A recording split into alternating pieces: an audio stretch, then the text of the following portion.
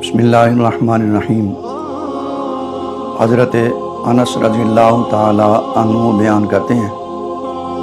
नबी करीम रऊफ़ुर रहीम सल्लल्लाहु ताला अलैहि व आलिहि वसल्लम ने इरशाद फरमाया कि वो शख्स जिसकी रूह जिस्म से निकल जाए उसे मैयत कहा जाता है, और उस मैयत के साथ उसके घर से कब्रिस्तान तक 3 चीज़ें साथ जाती हैं। एक उसके अहल व अय्याल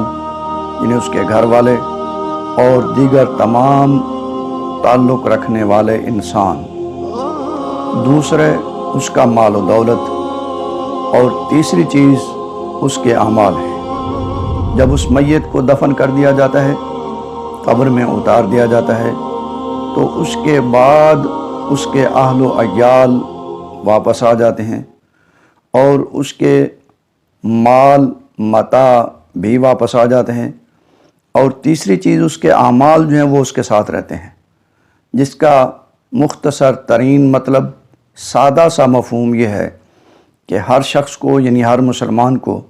ये कोशिश करनी चाहिए कि वो किस तरह और किस कदर, कितनी जल्दी,